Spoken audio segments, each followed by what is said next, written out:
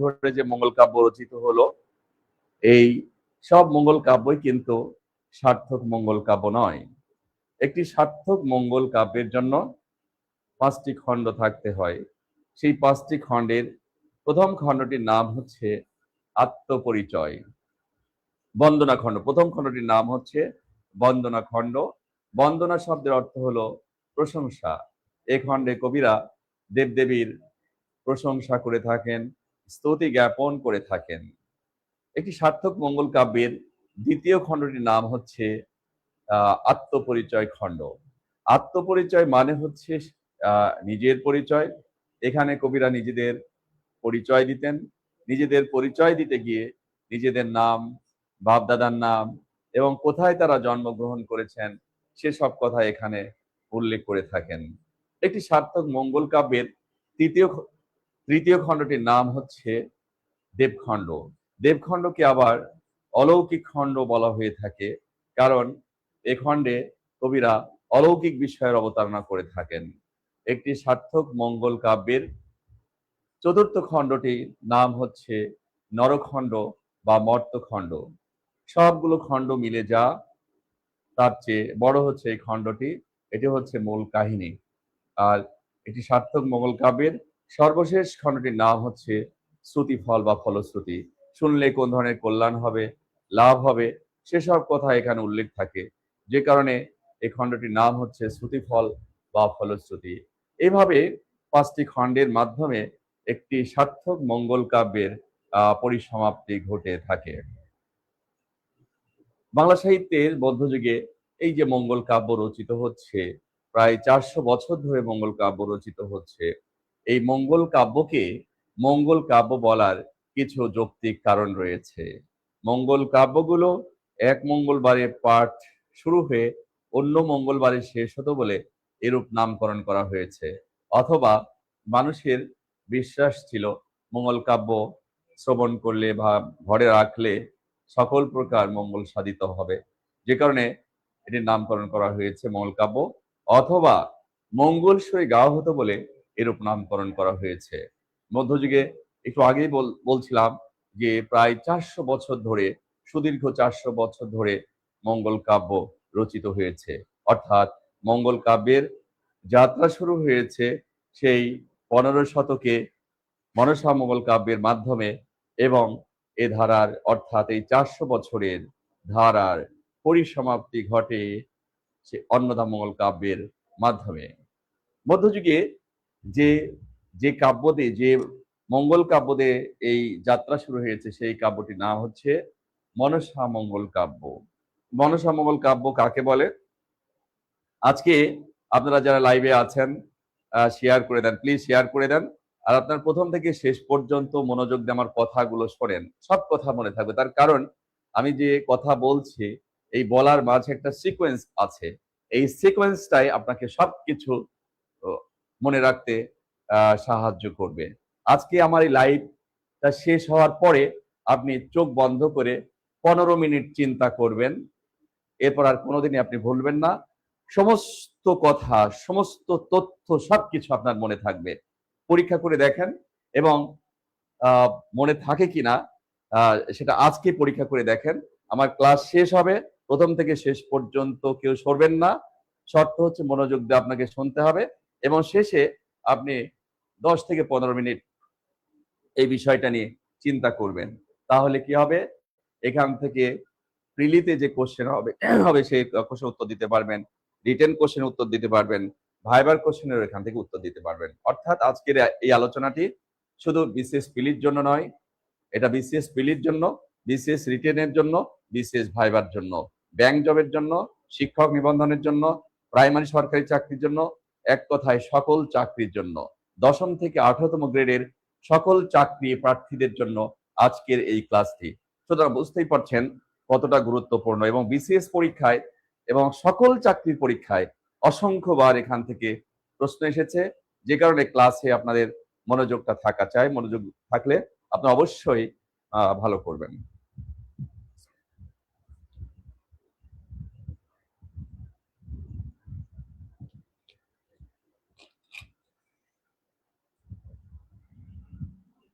বলছিলাম যে মনসা মঙ্গল কাব্য দিয়ে এই এই ধারার সূচনা হয়েছে। মনসা মঙ্গল কাব্য কি? সাপের দেবী বা সাপের অধিষ্ঠাত্রী দেবী মনসাকে নিয়ে রচিত কাব্যই হচ্ছে মনসা মঙ্গল কাব্য।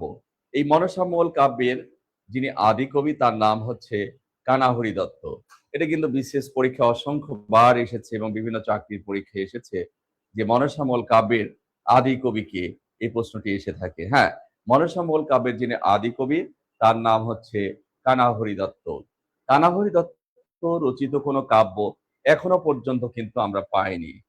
যার কোনো কাব্য পাওয়া যায়নি, যার কোনো কাব্যগ্রন্থ পাওয়া যায়নি বা কাব্যের কোনো অংশ পাওয়া যায়নি, তাহলে তাকে আমরা কিভাবে পেলাম? হ্যাঁ, আমরা মনসামঙ্গল কাব্যের আদি কবি কানাহরি দত্তকে আমরা পেয়েছি এই মনসামঙ্গল কাব্যেরই শ্রেষ্ঠ কবি বিজয় গুপ্তের কাব্যে। বিজয় গুপ্ত তার কাব্যে কানাহরি দত্ত সম্পর্কে লিখেছেন, মূর্খে রচিল গীত হরি দত্ত। অর্থাৎ এখানে বিজয়গুপ্ত কানাহরি দত্ত সম্পর্কে আমাদের তথ্য দিলেন ও একটা মূর্খ। আর একটা কি তথ্য দিয়েছে? মনসামঙ্গল কাব্যের কোনো কাহিনী তার জানা নেই।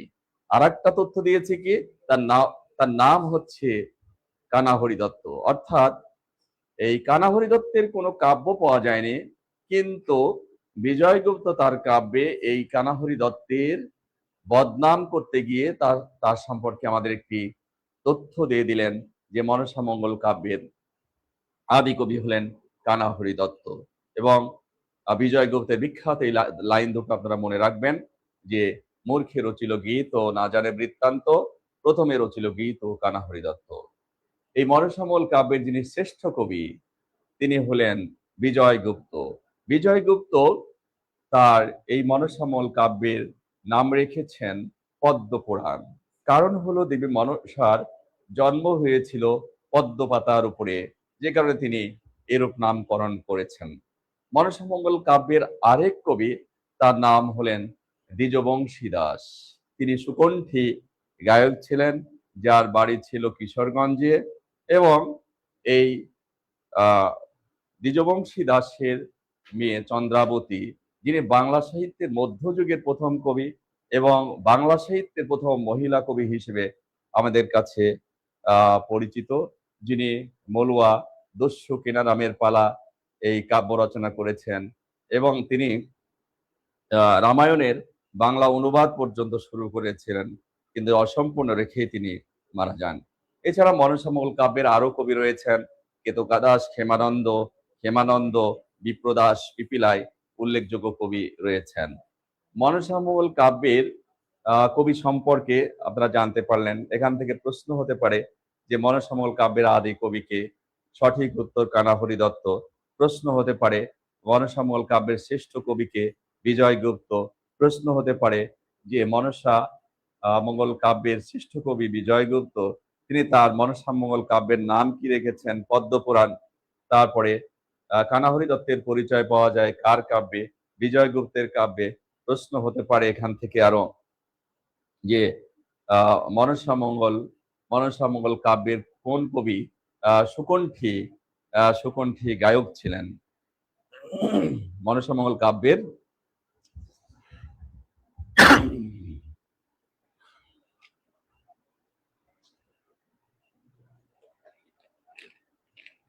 ঠিক আছে না? অসুবিধা হচ্ছে? মনসা মঙ্গল কাব্যের কোন কবি সুকণ্ঠী গায়ক ছিলেন? মনসা মঙ্গল কাব্যের কোন কবি সুকণ্ঠী গায়ক ছিলেন? এসব প্রশ্ন হতে পারে। ঠিক আছে, তো কবি থেকে কোন ধরনের প্রশ্ন হতে পারে সেগুলো আপনাদের বলে দিলাম।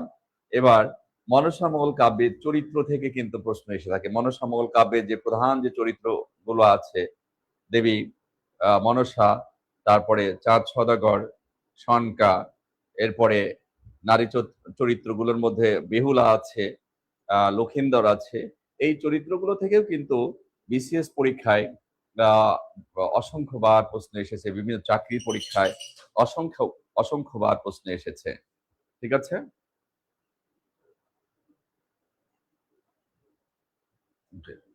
মনসামঙ্গল কাব্যের চমৎকার একটি কাহিনী রয়েছে। এই কাহিনীটি যদি আপনারা মনোযোগ সহকারে শোনেন তাহলে এই চরিত্রগুলো যেমন মনে থাকবে, আবার আহ, এই চরিত্রগুলো থেকে রিটেনে যদি কোনো কোশ্চেন আসে, যেমন ঠিক আছে, এই চরিত্রগুলো থেকে রিটেনে যে কোশ্চেন আসবে সেই কোশ্চেনের কিন্তু উত্তর দেওয়া সম্ভব হবে। মনসামঙ্গল কাব্যের চমৎকার একটি কাহিনী রয়েছে, যদি আপনারা শুনতে চান তাহলে আমি বলবো। আপনারা যদি শুনতে চান সবাই একটু ইয়েস বলেন। মনসামঙ্গল কাব্যের চমৎকার একটি কাহিনী রয়েছে, এই কাহিনীটি আমি আপনাদের শোনাতে চাচ্ছি। আপনারা যদি শুনতে চান ইয়েস বলেন। তার আগে আপনাদের বলি, আজকের এই ক্লাসটি আপনারা ব্যাপকভাবে শেয়ার করেন, সারা বাংলাদেশে ক্লাসটি ছড়িয়ে দেন। আজকে আমি ক্লাস নিচ্ছি আনিসুজ্জামান, বিসিএস কনফিডেন্সে 18 বছর ধরে ক্লাস নেই, বাংলা সাহিত্য, বাংলা ব্যাকরণ। আমি আশা করি যে আজকের এই ক্লাসটি যারা প্রথম থেকে শেষ পর্যন্ত শুনবে, আপনি আমার ক্লাস শেষে দেখবেন গত 30 বছরে এই টপিক থেকে যত প্রশ্ন এসেছে সব প্রশ্নের উত্তর আপনি পারবেন। শুধু প্রিলিম না, রিটেন রিটেন এখানে আপনি উত্তর দিতে পারবেন। ইভেন ভাইভাতেও যদি আপনাকে কিছু জিজ্ঞেস করে তাও কিন্তু উত্তর দিতে পারবেন। সবাই একটু ইয়েস বলেন, একটু কমেন্ট করেন প্লিজ। সবাই আজকের এই ক্লাসটি শেয়ার করেন।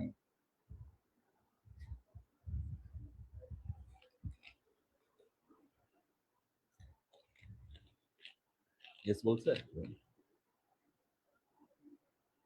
কতজন আছে? জি। মনসামঙ্গল কাব্যের যে চমৎকার কাহিনীটি আমি আপনাদের বলবো এখন, আপনারা মনোযোগ দিয়ে শুনবেন। আর ক্লাসটি সবাই প্লিজ শেয়ার করে দেন। যারা লাইভে আছেন তারা ক্লাসটি ব্যাপকভাবে শেয়ার করেন। আমি মনসামঙ্গল কাব্যের এই চমৎকার কাহিনীটি আপনাদের শোনাবো, কথা দিয়েছি শোনাবো। শুনলে আপনারাই বলবেন যে হ্যাঁ, এই কাহিনীটি আমাদের জানা দরকার ছিল। এখান থেকে আমরা বিসিএস পিলির কোশ্চেন গুলো দিতে পারবো, রিটেনের উত্তরও লিখে আসতে পারবো। ঠিক আছে, প্লিজ আপনারা শেয়ার করে দেন এবং ব্যাপকভাবে শেয়ার করেন আপনারা। ঠিক আছে, মনসামঙ্গল কাব্যের চমৎকার সেই কাহিনীটা আমি এক্ষুনি বলা শুরু করব, যে কাহিনীটির মাধ্যমে আপনারা মনসামঙ্গল কাব্যের চরিত্র থেকে যে প্রশ্নগুলো এসে থাকে সেটার উত্তর, সেই প্রশ্নগুলোর উত্তর দিতে পারবেন। ইভেন রিটেনে যে প্রশ্নগুলো আসে সেগুলোর উত্তর দিতে পারবেন। এক কথায় শুধু বিসিএস নয়, সকল চাকরির প্রস্তুতির কিন্তু এখান থেকে হয়ে যাবে এবং যে কোনো প্রশ্নের উত্তর কিন্তু আপনারা দিতে পারবেন। ঠিক আছে, আর যখন আমি এই কাহিনীটি বলা শুরু করব, কেউ কোনোভাবেই অন্যদিকে যাবেন না, মনোযোগ দিয়ে শুনবেন। তার কারণ সময়টা কি জানেন, সময় আজকে আপনি এই মুহূর্তে যে সময়টা পাচ্ছেন, আবার ঘটা করে আপনি লাইভ দেখবেন, এই এটা রেকর্ড থাকবে দেখবেন, এই এই এক্সপেক্ট করবেন না। সব সময় আপনি যে সময়টা পাচ্ছেন এই সময়টাই গুরুত্ব সহকারে নেন, এখনই আপনি মনোযোগ দিয়ে শোনেন। ঠিক আছে, তো দেবী মনসা এ কাব্যের কেন্দ্রীয় নারী চরিত্রে যিনি রয়েছেন তিনি হলেন দেবী মনসা। এই দেবী মনসার বসবাস হচ্ছে স্বর্গে। তিনি চাইলেন পৃথিবীতে তিনি তার পুজো প্রচার করবেন, এজন্য বেছে নিলেন চাঁদ সদাগরকে। অর্থাৎ চাঁদ সদাগর স্বর্গ থেকে পৃথিবীতে এসে যদি তিনি পুজো দেন তাহলে তার পুজো প্রচলিত হবে, তাছাড়া তার পুজো প্রচলিত হবে না। কিন্তু চাঁদ সদাগর বুঝতেই পারছেন, তিনি স্বর্গ ছেড়ে কোনোভাবেই মর্তে আসতে চাননি, পৃথিবীতে আসতে চাননি। স্বর্গ ছেড়ে কেউ মর্তে আসতে চান না। তারপরেও চাঁদ সদাগরকে যখন একরকম ফোর্স করেই স্বর্গ থেকে পৃথিবীতে এই মর্তে পাঠানো হচ্ছিল, তখন চাঁদ সদাগর কিন্তু সেখানে বলে এসেছিলেন, মনসা, দেবী মনসা শুনে রাখো, আমাকে যে পৃথিবীতে পাঠানো হচ্ছে যে উদ্দেশ্য নিয়ে, তোমার এই উদ্দেশ্য চরিতার্থ হবে না, উদ্দেশ্য পূরণ হবে না। সত্যই চাঁদ সদাগর পৃথিবীতে আসলেন। তিনি এখন পৃথিবীতে এসে চম্পাই নগরের একজন বণিক, বিজনেসম্যান। তিনি পৃথিবীতে এসে এখন চম্পাই নগরের তিনি বণিক।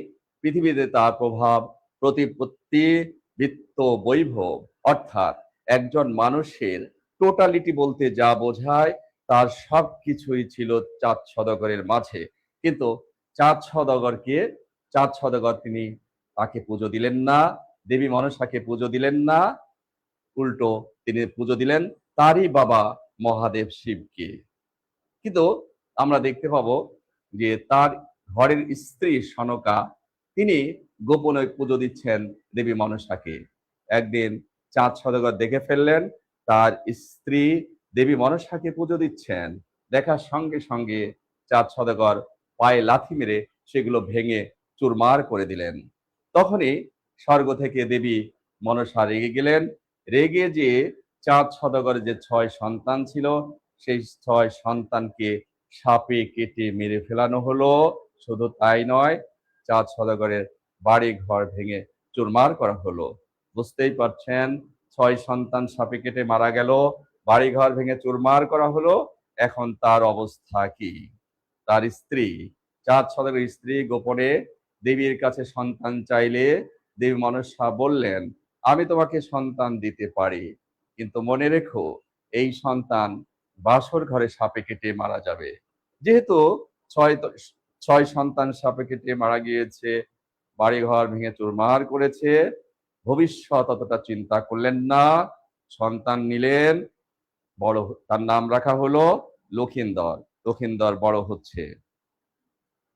বড় হচ্ছে। এদিকে চাঁদ সওদাগর তার ব্যবসা বাণিজ্যের উদ্দেশ্যে পাটনে যাবেন, 14 ডিঙি সাজিয়েছেন। কিছুক্ষণের মধ্যেই তিনি পাটনের উদ্দেশ্যে রওনা করবেন। ঠিক তখন স্বর্গ থেকে দেবী মনসা এসে হাজির। কোথায় যাও? আগে আমাকে পুজো দাও, তারপরে সামনের দিকে পা আগাও। এবার চাঁদ সওদাগর পুজো দিবেন। তার 6 সন্তানকে সাপে কেটে মেরে ফেলানো হয়েছে, বাড়িঘর ভেঙে চুরমার করা হয়েছে। তিনি পুজো দিবেন, তিনি উল্টো দেবী মনসার পাজরে আঘাত করলেন।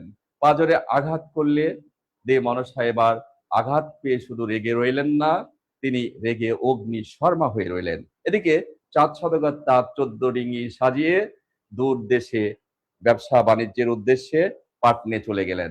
পাটনে যে তিনি ব্যবসা বাণিজ্যে অনেক উন্নতি লাভ করলেন। তুচ্ছ সম্পদের বিনিময়ে মহামূল্যবান সম্পদ আহরণ করে সেগুলো নিয়ে 12 বছর পরে যখন নদীপথে তিনি ফিরছেন, তখন নদীর মধ্যে প্রবল ঝড় উঠে গেল। এই ঝড়ে সবকিছু লণ্ডভণ্ড হয়ে গেল। নদীর অতল গহ্বরে সমস্ত সম্পদ নিমজ্জিত। মাঝ নদীতে এখন চাঁদ সওদাগর হাবুডুবু খাচ্ছেন, কোনো কুল কিনারা নেই। ঠিক এই সময় চাঁদ সওদাগরের হাতের কাছে একটি কাষ্ঠখণ্ড দেখা গেল। চাঁদ সওদাগর সেই কাষ্ঠখণ্ড ধরে আত্মরক্ষা করতে যাবেন, তখনই তার মনে পড়ে গেল এটি হতে পারে দেবী মনসার অনুগ্রহ, এটি হতে পারে দেবী মনসার কৃপা। যে কারণে চাঁদ সওদাগর সেই কাষ্ঠখণ্ড ধরে আত্মরক্ষা তো দূরের কথা, তিনি তা স্পর্শ করলেন না। অনেক কষ্টে তিনি কুলে ভিড়লেন, ভিক্ষুক বেশে বাড়ি এলেন। এসে দেখলেন তার সন্তান বড় হয়েছে। কে বড় হয়েছে? লক্ষিন্দর বড় হয়েছে, বিয়ের উপযুক্ত হয়েছে। তখন পাত্রী খোঁজা শুরু হয়ে গেল। পাত্রী মিলে গেল উজানিনগরে। নাম তার বেহুলা। অপূর্ব সুন্দর এক সে নারী, যা রূপের বর্ণনা ভাষায় প্রকাশ করা সম্ভব না। বিয়ের প্রস্তাব দেয়া হলে বেহুলা প্রথমত এই বিয়েতে রাজি হননি, কারণ তার সেই লক্ষিন্দর তো বাসর ঘরে সাপে কেটে মারা যাবে। কিন্তু শেষ পর্যন্ত তিনি রাজি হলেন তার বাবার সঙ্গে পরামর্শ করে। বিয়ের দিন ধার্য ঠিক করা হলো। সানাইয়ের সুর বেজে উঠল। মনে পড়ে গেল সেই কথা। কোন কথা? বাসর ঘরে সাপে কেটে মারা যাবে লক্ষিন্দর। তখন আমরা দেখব মধ্যযুগের এই প্রতিবাদী চরিত্র চাঁদ সওদাগর কারিগরকে ডেকেছেন, কড়া নির্দেশ দিয়েছেন যে বাসর ঘর নির্মাণ করো লোহা দিয়ে নিশ্ছিদ্র করে। আপনারা জানেন বাসর ঘর নির্মাণ হয় ফুল দিয়ে, ফুল সজ্জায়, কিন্তু আজকে চাঁদ সওদাগর বলেছে লোহা দিয়ে বাসর ঘর নির্মাণ করো। কারিগর লোহা দিয়ে বাসর ঘর নির্মাণ শুরু করলো। এদিকে স্বর্গ থেকে হুমকি এলো। দেবী মনসা কারিগরকে বললেন যে, কারিগর তুমি লোহা দিয়ে বাসর ঘর নির্মাণ করছো, এতটুকু ছিদ্র যদি না রাখো তোমার বংশ কিন্তু আমি নির্বংশ করে ফেলবো। তখন কারিগর উভয় কুল রক্ষা করেছে, চুলের মতো চিকন ছিদ্র রেখে দিয়ে দেবী মনসাকে তুষ্ট করেছে। আর সমাজপতি চাঁদ সওদাগরকে মিথ্যে আশ্বাস দিয়ে বলেছে সে নিশ্চিত একটি বাসর ঘর নির্মাণ করেছে। আনুষ্ঠানিকতার ভেতর দিয়ে বিয়ে সম্পন্ন হবে। গভীর রাতে প্রবেশ করলো এই দম্পতি বেহুলা লক্ষিন্দর। ঠিক এই সময় সেই লোহা নির্মিত বাসর ঘরের ছিদ্রপথে একটি সরি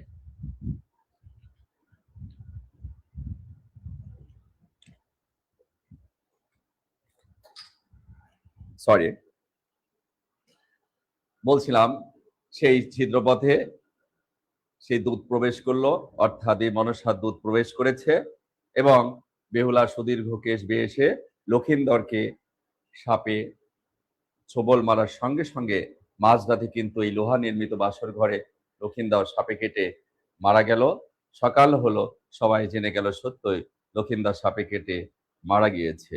হিন্দু ধর্মতে কেউ যদি সাপে কেটে মারা যায় অথবা আত্মহত্যা করে, তাহলে তাকে দাহ করা হয় না, তাকে ভাসিয়ে দেওয়া হয়। বেহুলার কি বা বেহুলা আছে পাশে, আর এদিকে লক্ষিন্দরের লাশ ভেলার উপরে রাখা হয়েছে। কিছুক্ষণের মধ্যেই এই লাশ ভাসতে ভাসতে চলে যাবে। তখন বেহুলা এসে বলেছে যে তার চোখের সামনে তার স্বামীর লাশ ভেসে যাবে, তাও হতে পারে না। সে তার স্বামীর অর্থাৎ লক্ষিন্দরের, মৃত স্বামী লক্ষিন্দরের অনুগামিনী হতে চায়। এ কথা বলে মৃত স্বামী শিয়রে বসেছে।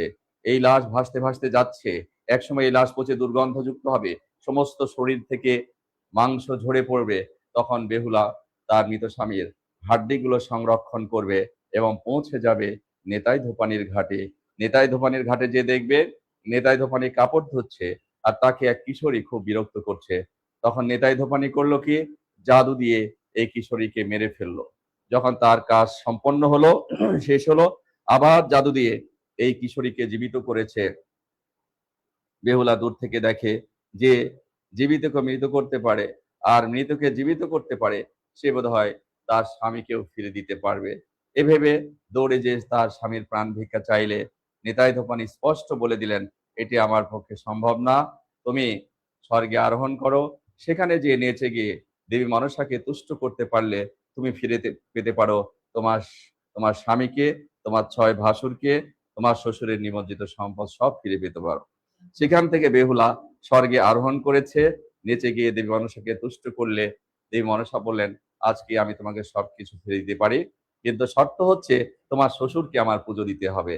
সেখান থেকে বেহুলা তার স্বামীকে নিয়েছে, 6 ভাসুরকে নিয়েছে, শ্বশুরের নিমজ্জিত সম্পদ নিয়ে দীর্ঘদিন পর যখন বাড়ি ফিরেছে, তখন শ্বশুর মশাই খুশিতে বাগবাকম। কিন্তু যখনই শ্বশুরকে বলা হলো, বাবা তোমাকে পুজো দিতে হবে দেবী মনসার, তখনই মধ্যযুগের এই প্রতিবাদী চরিত্র চাঁদ সওদাগর গর্জে উঠেছেন। কি বলেছেন? ইম্পসিবল, অসম্ভব, আমি তাকে পুজো দিতে পারবো না। বেহুলা বেহুলা বলেছে যে বাবা, আপনি যদি তাকে পুজো না দেন, তাহলে দেখতে পাচ্ছেন আপনার লক্ষিন্দরকে, আগের 6 সন্তান, আপনার সম্পদ এক্ষুনি কিন্তু নিশ্চিহ্ন হয়ে যাবে। তখন আমরা দেখব মধ্যযুগের এত বড় একটি প্রতিবাদী চরিত্র দেশ জাতির কল্যাণের জন্য, দেশের মানুষকে সাপের প্রকোপ থেকে বাঁচানোর জন্য তিনি বাম হাতে হলেও একটি ফুল নিলেন, পেছন ফিরে অবজ্ঞা ভরে 2 পায়ের নিচ দিয়ে ছুঁড়ে দিলেন দেবী মনসার প্রতি। আর সেদিন থেকে শুরু হলো দেবী মনসার পুজো। আর এই কাহিনী নিয়ে বাংলা সাহিত্যের মধ্যযুগে প্রায় 400 বছর ধরে অসংখ্য কবি এই কাব্য রচনা করলেন। এগুলো মানুষের বিনোদন ছিল এই কাব্যগুলো, যে কারণে 100-200 বছর নয়, 300 বছর নয়, প্রায় 400 বছর ধরে এই মঙ্গল কাব্যগুলো রচিত হয়েছে। এটা চরম জনপ্রিয় ছিল। এই যে আমি কাহিনীটা আপনাদেরকে বলেছি, ঠিক আছে, এখান থেকে কি কি প্রশ্ন হতে পারে? যে মনসা মঙ্গল কাব্যটি কোন যুগের? সহজ উত্তর, মধ্যযুগের। মনসা মঙ্গল কাব্যে দেবী মনসা কোন কাব্যে পাওয়া যায়? মনসা মঙ্গল কাব্যে পাওয়া যায়। চাঁদ সওদাগর মধ্যযুগের সবচেয়ে প্রতিবাদী চরিত্রকে চাঁদ সওদাগর। চাঁদ সওদাগরের বাড়ি কোথায়? চাঁদ সওদাগরের বাড়ি কোথায়? তারপরে চাঁদ সওদাগর স্ত্রীর নাম কি? তার মধ্যযুগের সবচেয়ে পতিপ্রাণা চরিত্রকে? বেহুলা। মধ্যযুগের সবচেয়ে পতিপ্রাণা চরিত্রকে বেহুলা। বেহুলার বাড়ি কোথায়? এই যে অসংখ্য যে প্রশ্নগুলো রয়েছে, সব প্রশ্নের উত্তর কিন্তু আমার এই কথাগুলোর মধ্যে আছে। এবং রিটেনের জন্য যদি রিটেনের জন্য আপনার প্রস্তুতিটা কেমন হবে এখান থেকে, যে যদি প্রশ্ন হয় যে মধ্যযুগের সবচেয়ে প্রতিবাদী চরিত্রকে, তাকে কেন প্রতিবাদী চরিত্র বলা হয়েছে, তাহলে এই কাহিনীর ভেতর থেকে উত্তরটি লেখা সম্ভব। মধ্যযুগের সবচেয়ে পতিপ্রাণা বা পতিব্রতা চরিত্র কোনটি? বেহুলা। কেন বলা হয়েছে সেটাও কিন্তু এই কাহিনীর ভেতর থেকে আপনি উত্তর দিতে পারবেন। ঠিক আছে, তাহলে মনসা মঙ্গল কাব্যের যে চমৎকার কাহিনী, সেখান থেকে যে চরিত্রগুলো আছে এবং চরিত্র থেকে যেভাবে প্রশ্ন আসুক কেন আমরা উত্তর দিতে পারবো। ঠিক আছে, এরপর আমরা সামনের দিকে আগাবো। চা দিয়েছে না? চা গরম তো, প্রচন্ড গরম। কই? ও আচ্ছা। কতজন কতজন কতজন কতজন কতজন?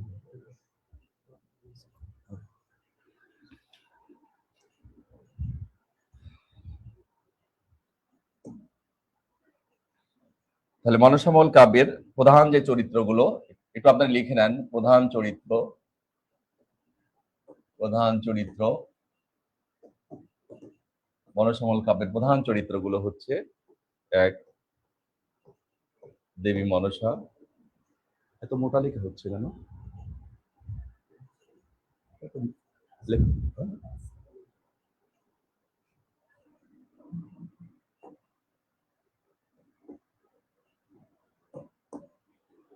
মোটা হচ্ছে কেন? লেখাটা এত মোটা হচ্ছে। অপশন কি? অপশন কি? কোন অপশন?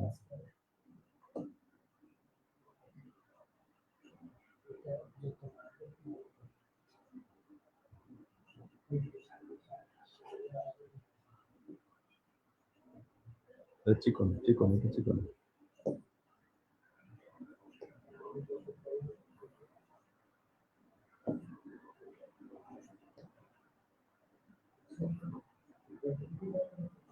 ঠিক আছে,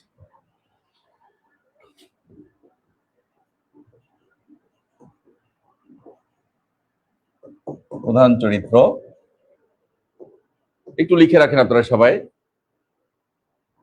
দেবী মনসা,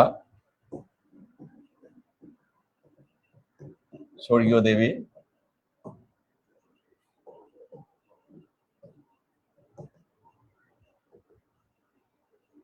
চাঁদ সওদাগর,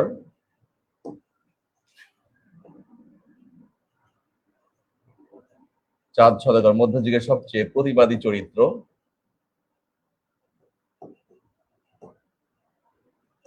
মধ্যযুগের সবচেয়ে প্রতিবাদী চরিত্র। 3 নম্বর লেখেন সনকা। সনকা হচ্ছে চাঁদ সওদাগরের স্ত্রী। 4, বেহুলা মধ্যযুগের সবচেয়ে পতিপ্রাণা চরিত্র। পতিপ্রাণা, পতিপ্রাণা চরিত্র। 5, আধুনিক বানান লক্ষিন্দর। লক্ষিন্দর বেহুলার স্ত্রী। এই যে বেহুলার স্ত্রী, মনে রাখবেন। বেহুলার স্বামী, স্ত্রী বেহুলার স্বামী হচ্ছে বেহুলার স্বামী লক্ষিন্দর। ঠিক আছে। আর 6, নেতাই ধোপানি। নেতাই ধোপানি স্বর্গীয় দেবী। নেতাই ধোপানি মূলত ছদ্মবেশে এসেছিলেন দেবী মনসা। ঠিক আছে, এবার আমরা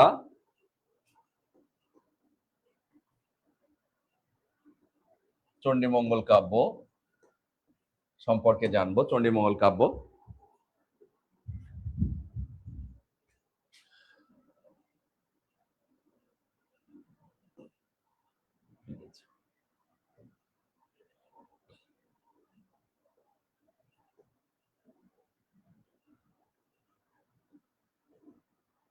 চণ্ডীমঙ্গল কাব্য। চণ্ডীমঙ্গল কাব্যে চণ্ডী শব্দের অর্থ হচ্ছে, এই চণ্ডী শব্দের অর্থ কি? কোপন স্বভাবা নারী। কোপন স্বভাবা। চণ্ডীমঙ্গল কাব্যে চণ্ডী শব্দের অর্থ হচ্ছে কোপন স্বভাবা নারী। কোপন শব্দের অর্থ হচ্ছে চতুর আর কি, খুব চতুর বা রাগী। রাগী, ঠিক আছে, চতুর বা রাগী। বাংলা সাহিত্যের মধ্যযুগে দেবী চণ্ডীকে নিয়ে রচিত কাব্যই সাধারণভাবে চণ্ডীমঙ্গল কাব্য বলা হয়ে থাকে। এই চণ্ডীমঙ্গল কাব্যের আদি কবি হলেন মানিক দত্ত। পরীক্ষা আসে কিন্তু, মানিক মানিক দত্ত। চণ্ডীমঙ্গল কাব্যের আদি কবি কে? অসংখ্যবার এটা বিশেষ বিভিন্ন চাকরি পরীক্ষা কিন্তু এসেছে যে চণ্ডীমঙ্গল কাব্যের আদি কবি কে?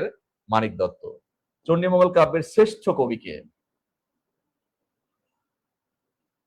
চণ্ডীমঙ্গল কাব্যের শ্রেষ্ঠ কবি হলেন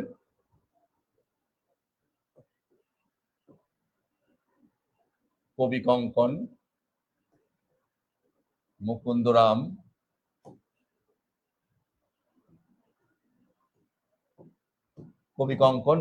চক্রবর্তী।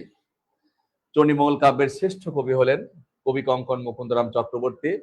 মোস্ট ইম্পর্টেন্ট, বিসিএস সহ বিভিন্ন চাকরি পরীক্ষায় অসংখ্যবার মুকুন্দরাম চক্রবর্তী কবি কঙ্কন মুকুন্দরাম চক্রবর্তী থেকে প্রশ্ন এসে থাকে।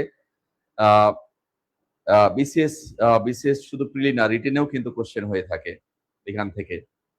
তো বরসা এই চণ্ডীমঙ্গল কাব্যের শ্রেষ্ঠ কবি হলেন মুকুন্দরাম চক্রবর্তী।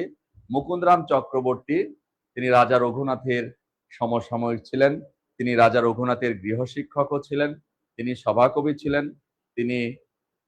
তিনি পণ্ডিত কবি ছিলেন। তার কবিত্ব শক্তির চেয়ে তার পাণ্ডিত্য বেশি ছিল।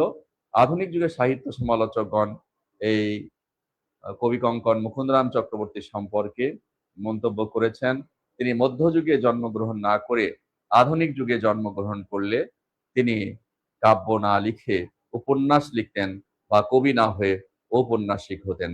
এত বড় মন্তব্য তার সম্পর্কে করা হয়েছে। কারণ হচ্ছে তিনি লিখেছেন মঙ্গল কাব্য, কিন্তু তার মঙ্গল কাব্যের মাঝে তিনি কি করেছেন? উপন্যাসের বীজ বপন করেছেন, যেটা মধ্যযুগে আর কোনো কবিতা পারেননি। এই জন্য কোনো কোনো গবেষক মধ্যযুগের শ্রেষ্ঠ কবি এই মুকুন্দরাম চক্রবর্তীকে বলে থাকেন। আপনাদের আমি তথ্য দিয়ে যাচ্ছি যে চণ্ডীমঙ্গল কাব্যের শ্রেষ্ঠ কবি হচ্ছেন মুকুন্দরাম চক্রবর্তী। কিন্তু পুরো মধ্যযুগের শ্রেষ্ঠ কবি যখন প্রশ্ন হবে যে পুরো মধ্যযুগের শ্রেষ্ঠ কবিকে, তাহলে কিন্তু ভারতচন্দ্র হবে। মধ্যযুগের শ্রেষ্ঠ কবি, পুরো মধ্যযুগের শ্রেষ্ঠ কবি ভারতচন্দ্র, এ মধ্যযুগের শেষ কবি ভারতচন্দ্র। আর একটা প্রশ্ন হচ্ছে যে চণ্ডীমঙ্গল কাব্যের শ্রেষ্ঠ কবিকে? চণ্ডীমঙ্গল কাব্যের শ্রেষ্ঠ কবি অবশ্যই মুকুন্দরাম চক্রবর্তী। তবে কোনো কোনো গবেষক বলতে চেয়েছেন পুরো মধ্যযুগের শ্রেষ্ঠ কবি মুকুন্দরাম চক্রবর্তী, কিন্তু সেই তথ্যটি আমরা নেব না। কারণ হচ্ছে আমাদের জাতীয় পর্যায়ে আমাদের গবেষণায় যেটি সবচেয়ে বেশি প্রতিষ্ঠিত, সেই তথ্যটি আমরা নেব। সেই তথ্যটি কি? যে পুরো মধ্যযুগের শ্রেষ্ঠ কবি, পুরো মধ্যযুগের শ্রেষ্ঠ কবি ভারতচন্দ্র, মধ্যযুগের শেষ কবি ভারতচন্দ্র, আর চণ্ডীমঙ্গল কাব্যের শ্রেষ্ঠ কবি হলেন মুকুন্দরাম চক্রবর্তী। ঠিক আছে? তার সম্পর্কে এই মন্তব্যটি লিখে রাখতে পারেন যে সমালোচকের যে মন্তব্য যে তিনি মধ্যযুগে জন্মগ্রহণ না করে আধুনিক যুগে জন্মগ্রহণ করলে কাব্য না লিখে উপন্যাস লিখতেন বা কবি না হয়ে উপন্যাসিক হতেন। এই বাক্যটি সবাই লেখেন খাতার মধ্যে, লেখেন, লিখে ইয়েস বলেন, তারপর আমি কথা বলা শুরু করব।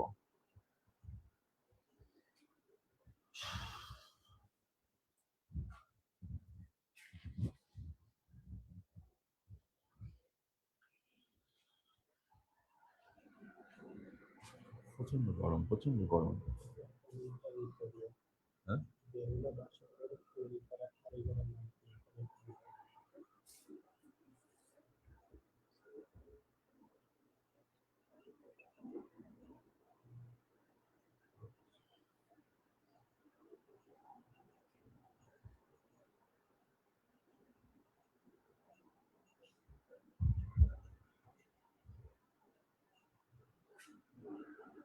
বেহুলার বাসর ঘরের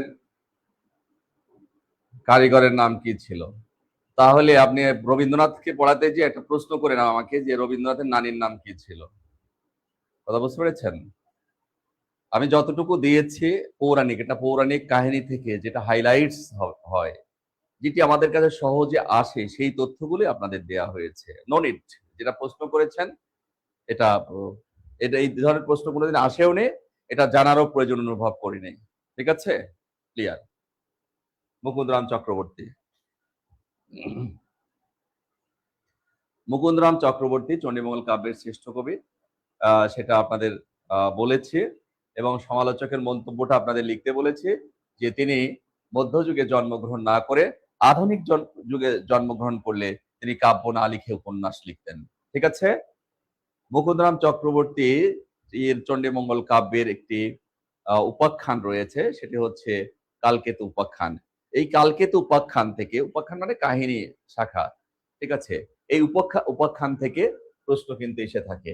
মুকুন্দারাম চক্রবর্তীর চণ্ডীমঙ্গল কাব্যের কালকেতু উপাখ্যান, মানে একটা খণ্ড আর কি, কালকেতু কালকেতু উপাখ্যান থেকে প্রশ্ন এসে থাকে। কালকেতু উপাখ্যান, এখান থেকে আমরা কিছু তথ্য নেব। এখানে যে চরিত্রগুলো আছে সেই চরিত্রগুলো থেকে আমরা তথ্য নেব। আগে আমরা কালকেতু উপাখ্যানের চমৎকার কাহিনীটি আমরা জানবো এবং সেই কাহিনী থেকে চরিত্রগুলো বেরিয়ে আসবে, তখন আমরা এখানে লিখতে পারবো। ঠিক আছে। দেবী চণ্ডীর বসবাস হচ্ছে স্বর্গে এবং তার স্বামী হলেন মহাদেব শিব, এবং তাদের পাশে আরেক দম্পতি আছে, সেই দম্পতি হচ্ছে নীলাম্বর এবং ছায়া। নীলাম্বর এবং ছায়া প্রতিদিন স্বর্গ থেকে ফুল তোলে, মালা গাঁথে এবং পুজো দেয় মহাদেব শিবকে। তাতে মহাদেব শিব খুবই খুশি, কিন্তু দেবী চণ্ডীর আর সহ্য হলো না, তার স্বামীকে পুজো দিচ্ছে, এটি তার হিংসে হলো, যে কারণে তিনি তার স্বামী মহাদেব শিবকে বললেন, অর্থাৎ দেবী চণ্ডী মহাদেব শিবকে বললেন, এক কাজ করো, এই নীলাম্বর আর ছায়াকে স্বর্গ থেকে পৃথিবীতে পাঠিয়ে দাও, তারা পৃথিবীতে যে আমার পুজো দিবে, আমার পুজোর প্রচলন ঘটাবে পৃথিবীতে। তখন মহাদেব শিব অত্যন্ত ভদ্রতার সঙ্গে বললেন যে, দেখো দেবী চণ্ডী, দেখো চণ্ডী, যে এদেরকে তো অকারণে আমি স্বর্গচ্যুত করতে পারি না। তারা প্রতিদিন স্বর্গ থেকে ফুল তুলে মালা গাঁথে আমাকে পুজো দেয়, অকারণে আমি তাদেরকে স্বর্গচ্যুত করতে পারি না।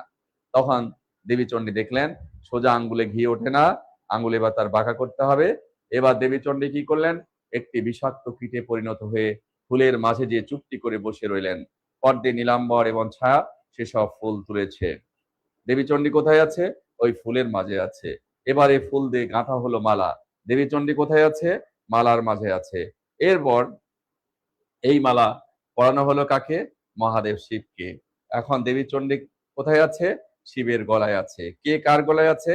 স্ত্রী স্বামীর গলায় আছে। কি কেমন করে আছে? বিষাক্ত কীট হিসেবে আছে, শুধু থাকেনি, দংশন করে দিল।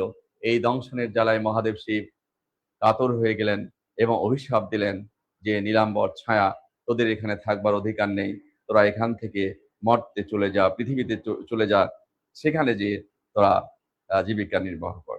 সেখান থেকে এই নীলাম্বর আর ছায়া স্বর্গ থেকে পৃথিবীতে চলে আসবে, মর্তে চলে আসবে।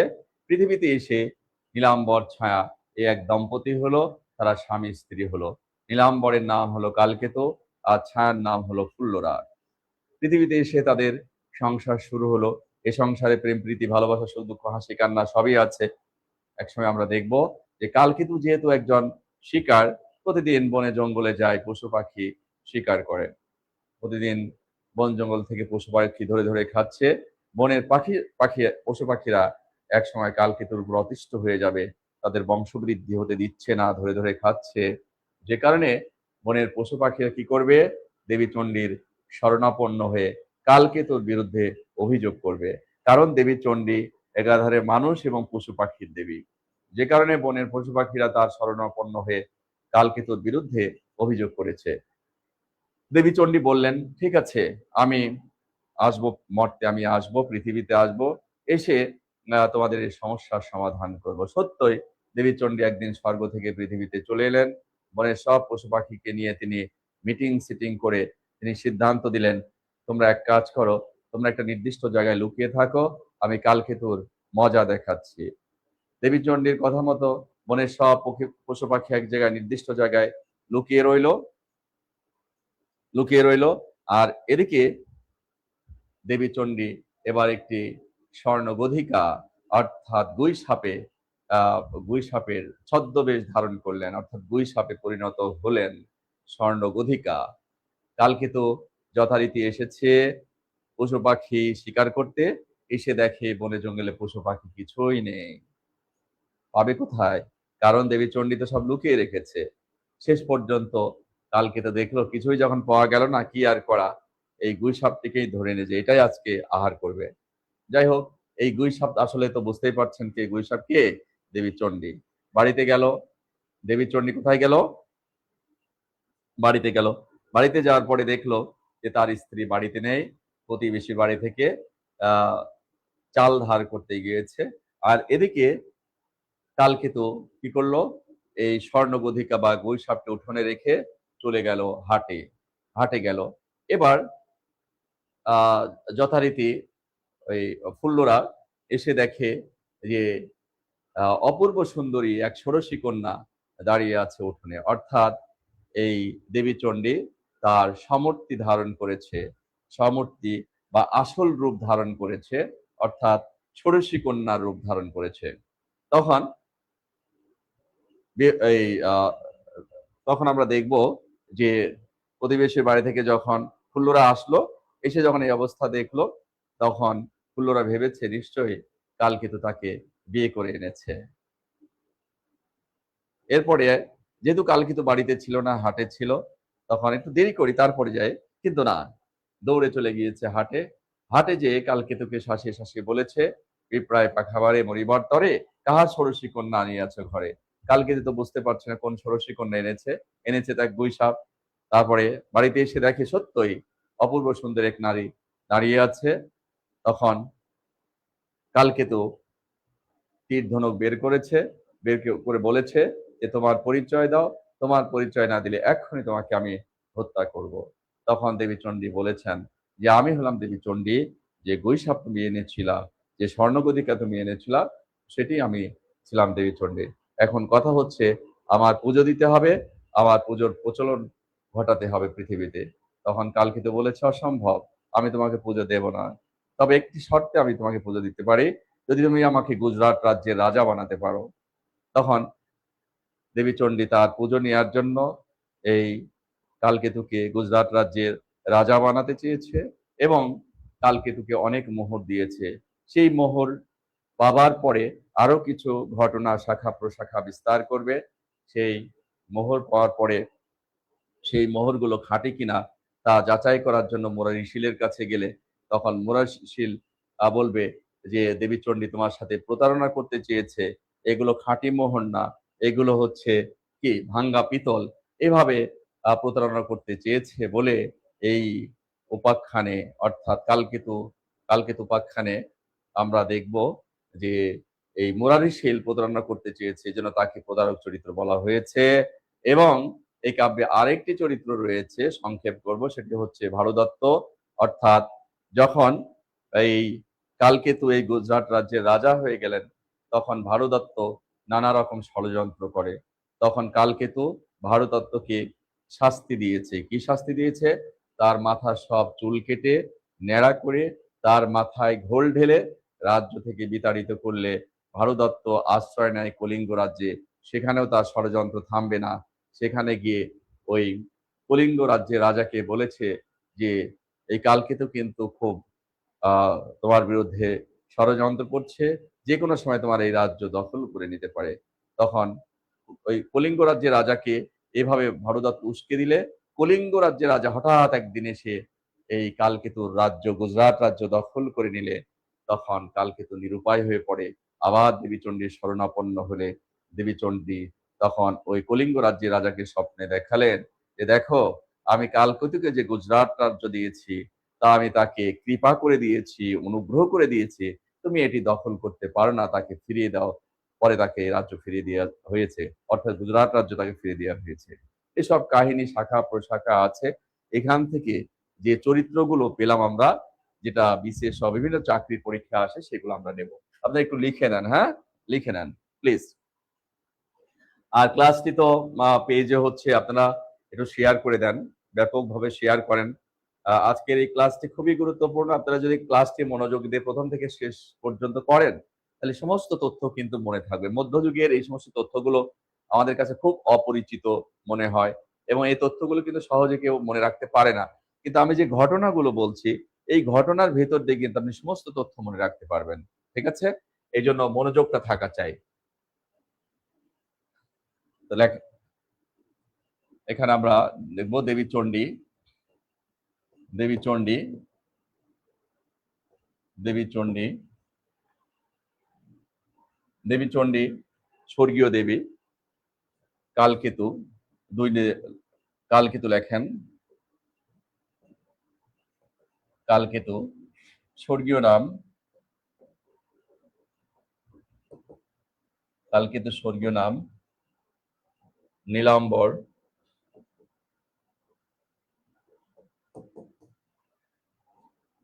তিন ফুল্লরা,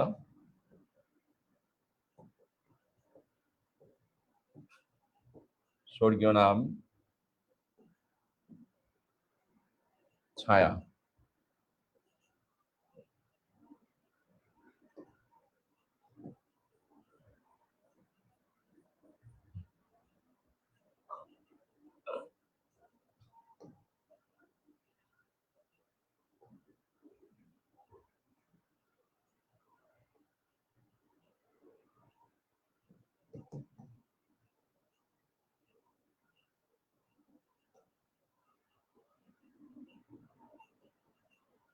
মধ্যযুগের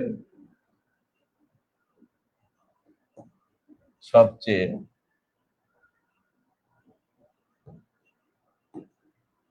প্রতারক চরিত্র, পাঁচ ভারু দত্ত, মধ্যযুগের সবচেয়ে ষড়যন্ত্র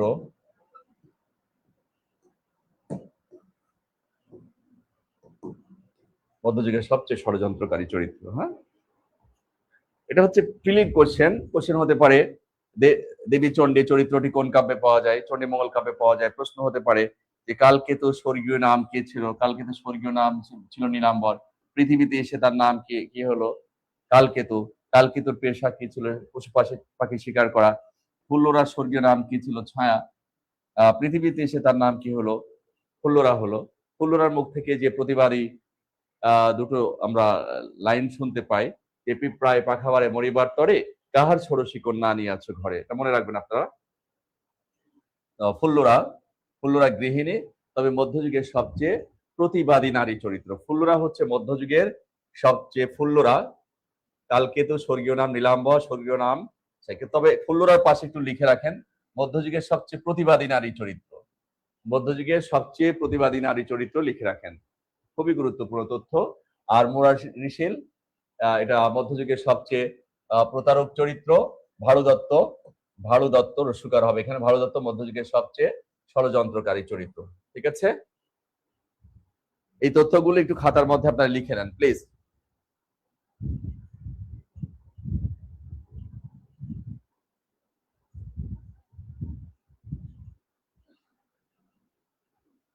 আপনারা যারা ক্লাসটি করছেন শেয়ার করে দেন, ব্যাপকভাবে শেয়ার করে দেন। ক্লাসটি প্রথম থেকে শেষ পর্যন্ত অনেকে আছেন, প্রথম থেকে আছেন, এখনো আছেন, এবং শেষ পর্যন্ত থাকার চেষ্টা করবেন। এবং ক্লাসটি শেষ হয়ে গেলে আপনি 10 থেকে 15 মিনিট চিন্তা করবেন যে কি ক্লাস হলো, তাহলে সমস্ত তথ্য কিন্তু আপনার মনে থাকবে। ঠিক আছে, নিশ্চয় আপনি লিখতে পেরেছেন। আমরা এখন যাব হচ্ছে চণ্ডীমঙ্গল কাব্য থেকে গুরুত্বপূর্ণ তথ্য নিয়েছি।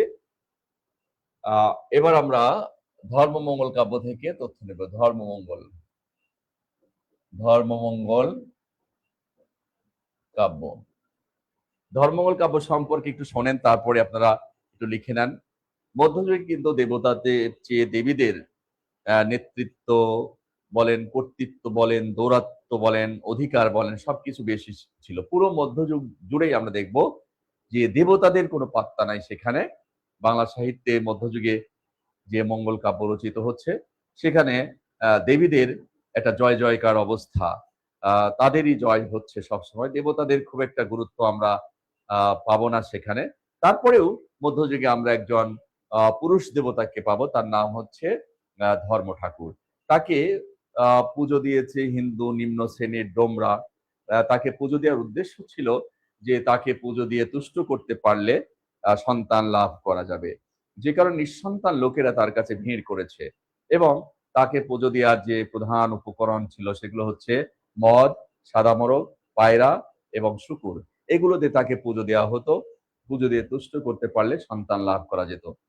যে কারণে একটু আগেই বলেছি যে মধ্যযুগে হিন্দু নিম্ন শ্রেণীর ডোমরা সেখানে ভিড় করেছে। এই সময়ে আমরা দেখতে পাবো রাজা হরিশ্চন্দ্র নামে একজন ছিলেন। তিনি নিঃসন্তান ছিলেন, যে কারণে সবসময় তার মন খারাপ থাকতো।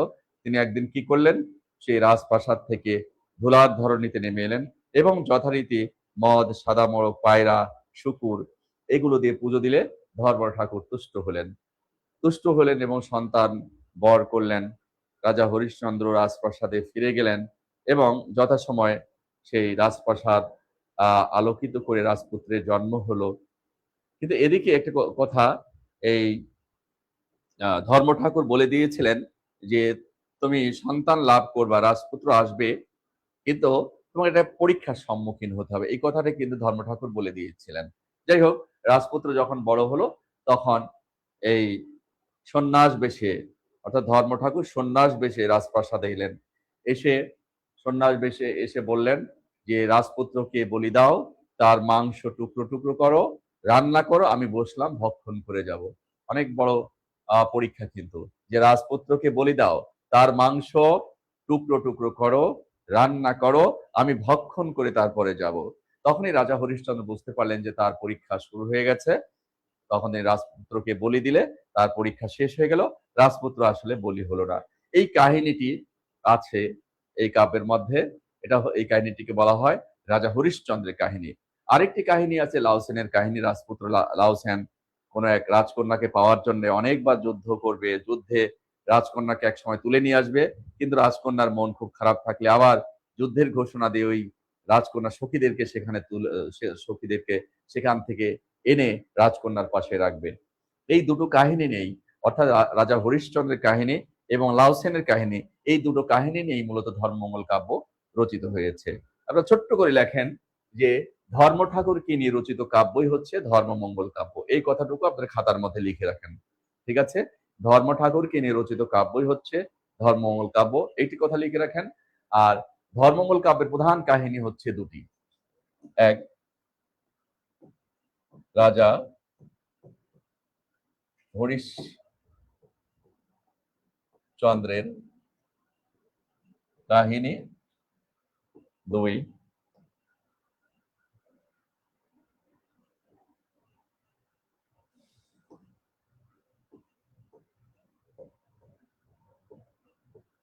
লাউসেনের, রাজা হরিশ্চন্দ্রের কাহিনী, লাউসেনের কাহিনী, ঠিক আছে? কাহিনী, রাজা হরিশ্চন্দ্রের কাহিনী, লাউসেনের কাহিনী, কাহিনী, ঠিক আছে? আর এই ধর্মমঙ্গল কাব্যের যিনি আদি কবি তিনি হলেন ময়ূর ভট্ট। ময়ূর ভট্ট এটা বিসিএস সহ বিভিন্ন চাকরি পরীক্ষায় ঘুরে ফিরে আসে যে ধর্মমঙ্গল কাব্যের আদি কবিকে ময়ূর ভট্ট। তাছাড়া এখানে আরো অনেক কবি আছেন, অকিঞ্চন চক্রবর্তী, অঘারাম চক্রবর্তী সহ অসংখ্য কবির নাম এখানে রয়েছে। তবে ঘুরে ফিরে এই ময়ূর ভট্ট এটা কিন্তু আসে বিসিএস সহ বিভিন্ন চাকরি পরীক্ষা আমরা লক্ষ্য করি যে ধর্মমঙ্গল কাব্যের আদি কবির নাম কি, ময়ূর ভট্ট, কিন্তু আসে, ঠিক আছে? এনিওয়ে, এবার আমরা মঙ্গল কাব্য ধারার সর্বশেষ কাব্য অন্নদা মঙ্গল কাব্য। সবাই লেখেন অন্নদা মঙ্গল কাব্য। অন্নদা মঙ্গল কাব্য, অন্নদা মঙ্গল কাব্য, হ্যাঁ, খাতার মধ্যে সবাই লেখেন অন্নদা মঙ্গল কাব্য। কতদিন কতদিন কতদিন আছে?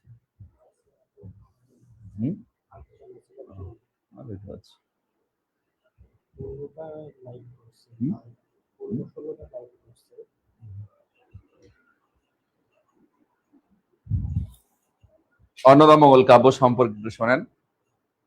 মধ্যযুগে যে 400 বছর ধরে মঙ্গল কাব্য রচিত হচ্ছে, সেই মঙ্গল কাব্য ধারায় সর্বশেষ যে মঙ্গল কাব্য, সেই মঙ্গল কাব্যটির নাম হচ্ছে অন্নদা মঙ্গল কাব্য। মধ্যযুগে যত মঙ্গল কাব্য রচিত হচ্ছে, সব মঙ্গল কাব্যেরই কিন্তু অসংখ্য কবি আমরা পাবো। মনসা মঙ্গল, চণ্ডী মঙ্গল, ধর্মমঙ্গল, কালিকা মঙ্গল সহ শুধু অন্নদা মঙ্গল কাব্যের একক কবি, মানে একজন কবি হলেন কবি ভারতচন্দ্র। কবি ভারতচন্দ্র তিনি নবদ্বীপের রাজা কৃষ্ণচন্দ্রের সভাকবি ছিলেন। রাজা কৃষ্ণচন্দ্র কবিকে রায়গুণাকর উপাধি দিলে তখন কবি ভারতচন্দ্রের নাম হলো ভারতচন্দ্র রায়গুণাকর। কবি ভারতচন্দ্র রায়গুণাকর মধ্যযুগের, একটু আগেও কিন্তু আমি বলেছি যে কবি ভারতচন্দ্র মধ্যযুগের শ্রেষ্ঠ কবি, মোস্ট ইম্পর্টেন্ট একটি তথ্য দিলাম আপনাদের, এবং তিনি মধ্যযুগের শেষ কবি। এবং তার তার তার মৃত্যুর সালটা হচ্ছে 1760, এটা আপনার মনে রাখবেন, 1760 সালে, এটা 0, তিনি 1760 সালে পরলোক গমন করেন এবং ভারতচন্দ্র রায়গুণাকর সম্পর্কে গবেষকগণ বলছেন যে কবি ভারতচন্দ্রের মৃত্যুর মধ্য দিয়ে মধ্যযুগের সমাপ্তি হয়েছে, আধুনিক যুগের সূচনা হয়েছে। অর্থাৎ কবি ভারতচন্দ্র যে 1760 সালে তিনি পরলোক গমন করেছেন, তার পরলোক গমনের পরের বছর 1761 সাল থেকে বাংলা সাহিত্যের আধুনিক যুগের সূচনাকাল ধরা হয়েছে। আর সমালোচকগণ এই কথাটি বলেছেন কিভাবে, যে কবি ভারতচন্দ্রের পরলোক গমনের মধ্য দিয়ে মধ্যযুগের সমাপ্তি, আধুনিক যুগের সূচনা। এটি বলার কারণ হচ্ছে মধ্যযুগে যে মঙ্গল কাব্যের যে প্রায় 400 বছরের যে ধারা ছিল, সেই ধারার পরিসমাপ্তি ঘটেছে ভারতচন্দ্রের অন্নদা মঙ্গল কাব্য রচনার মধ্য দিয়ে। তারপরে আর কেউ মঙ্গল কাব্য রচনা করেননি, যে কারণে এই এই কাব্যটি হচ্ছে মনসামঙ্গল কাব্য বলা হয়েছে যে এটি রচনার মধ্য দিয়ে মধ্যযুগের পরিসমাপ্তি ঘটেছে, আধুনিক যুগের সূচনা হয়েছে। এটা বলার কারণই হচ্ছে এটা, যে অন্নদামঙ্গল কাব্যের পরে, অর্থাৎ আমি আবারও বলছি, কবি ভারতচন্দ্রের অন্নদামঙ্গল কাব্যের পর আর কোনো মঙ্গল কাব্য রচিত হয়নি, যে কারণে এই কথাটি বলা হয়েছে। কবি ভারতচন্দ্রের শ্রেষ্ঠ সাহিত্যকর্ম অন্নদামঙ্গল। তার বিখ্যাত আরেকটি কাব্য রয়েছে সত্যপীরের পাঁচালী। তিনি সংস্কৃত ভাষায় দীর্ঘ দুটি কবিতা রচনা করেছেন, নগাষ্টক এবং গঙ্গাষ্টক। এই মহান কবি তার তার কাব্যে অসংখ্য প্রবাদ বাক্য তিনি ব্যবহার করেছেন। কবি ভারতচন্দ্র অসংখ্য প্রবাদ বাক্য ব্যবহার করেছেন। প্রবাদ বাক্য বলা হয় যেগুলো জ্ঞান গর্ভপূর্ণ বাক্য, যেগুলো লোকমুখে প্রচলিত হয়ে আসে, কিন্তু কে প্রথম বলেছে তার হদিস কিন্তু পাওয়া যায় না। যেমন ভারতচন্দ্র তার অন্নদামঙ্গল কাব্যে একটা বিখ্যাত প্রবাদ বাক্য বলেছেন যে নগর পুরিলে দেবালয় কি হারায়, অর্থাৎ নগর পুরিলে দেবালয় কি হারায়, অর্থাৎ নগরে যদি আগুন লাগে তাহলে দেবালয়, দেবালয় শব্দের অর্থ হচ্ছে উপাসনালয়। নগরে যদি আগুন লাগে তাহলে দেবালয়, উপাসনালয় এড়াতে পারে না। অর্থাৎ নগরে যখন আগুন লাগে তখন আগুন কিন্তু কোনটি মসজিদ, কোনটি মন্দির আর কোনটি গির্জা তা দেখে না। আগুনের কাজ হচ্ছে সবকিছুকে সমান করে দেওয়া। এমনি ভাবে যখন নগরে কোনো বিপদ আসে সবাইকে কিন্তু সমানভাবে সাফার করতে হয়। এটি হচ্ছে তার এই প্রবাদ বাক্যটির গভীর অর্থ। তাছাড়া তার আরো কিছু প্রবাদ বাক্য রয়েছে। কড়িতে বাঘের দুধ মিলে, কড়িতে বাঘের দুধ মিলে, অর্থাৎ যদি টাকা পয়সা থাকে তাহলে বাঘের দুধও মিলানো যায়। এরপরে আরো প্রবাদ বাক্য রয়েছে, বাপে না জিজ্ঞাসে মায়ে না সম্ভাসে যদি হয় লক্ষ্মী ছড়া। আমরা অনেক প্রবাদ বাক্য পাবো। তবে কবি ভারতচন্দ্রের অন্নদা মঙ্গল কাব্যের একটি বিখ্যাত লাইন রয়েছে যে আমার সন্তান যেন থাকে দুধে ভাতে। আমার সন্তান যেন থাকে দুধে ভাতে। আমরা শুধু গাইড দেখে মুখস্থ করি যে আমার সন্তান যেন থাকে দুধে ভাতে। এটি এটি দেবী দেবী অন্নপূর্ণা বলেছেন। ঠিক আছে, দেবী অন্নপূর্ণা বলেছেন, বা দেবী অন্নপূর্ণা কে অন্নপূর্ণার কাছে প্রার্থনা করেছে, এরকম আমরা ভুল শিখে থাকি এই তথ্যটি। আসলে বিষয়টি এরকম না। আপনাকে এখানে যে তথ্যটা জানতে হবে যে আমার সন্তান যেন থাকে দুধে ভাতে, এটা কে লিখেছেন, কোন কাব্যে আছে, কোন কোন উপাখ্যানে আছে, তারপরে হচ্ছে কে বলেছেন, কাকে বলেছেন, কখন বলেছেন, কেন বলেছেন। এই উত্তরগুলো যদি জানা থাকে তাহলে প্রিলিতে উত্তর করা সম্ভব, রিটেনে উত্তর করা সম্ভব, ইভেন ভাইভাতেও যদি জিজ্ঞেস করে তবু উত্তর করতে পারবেন যে আমার সন্তান যেন থাকে দুধে ভাতে, এটা দ্বারা কি বোঝাতে চেয়েছে। ঠিক আছে, তো আমার সন্তান যেন থাকে দুধে ভাতে, এটি তো কবি ভারতচন্দ্র তার অন্নদামঙ্গল কাব্যের মানসিংহ ভবানন্দ উপাখ্যানে এই লাইনটি আছে। এটি ঈশ্বরী পাটনি দেবী অন্নপূর্ণার কাছে, ঈশ্বরী পাটনি দেবী অন্নপূর্ণার কাছে এই প্রার্থনা করেছেন। এটা ছোট্ট একটি কাহিনী রয়েছে, আপনার মনোযোগ দিয়ে শুনেন, আমি ছোট করে বলি।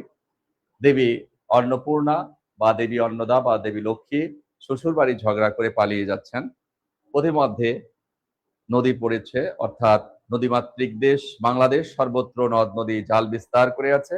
এখন দেবীকে পার হতে হবে, নদী পার হতে হবে। আর ঘাটে বসে আছে হচ্ছে ঈশ্বরী পাটনি। ঈশ্বরী পাটনি হচ্ছে একটা নারী চরিত্র। বাংলার এই অঞ্চলে এক সময় নারী চরিত্র আমরা দেখতে পাচ্ছি না এখানে, নারীরাও কিন্তু এই পারাপারের কাজটা করতো, অর্থাৎ নদীর ঘাটে থাকতো এবং সেখানে মানুষ পারাপার করত। কিন্তু যখন দেবী অন্নপূর্ণা বা দেবী অন্নদা বা দেবী লক্ষ্মী, যিনি এই কাব্যের নায়িকা, তিনি যখন পার হতে যাবেন, তখন ঈশ্বরী পাটনি দেবীকে বলেছে, তুমি তো নদী পার হতে যাচ্ছ, তোমার কাছে কি কড়ি আছে? কড়ি মানে হচ্ছে টাকা পয়সা।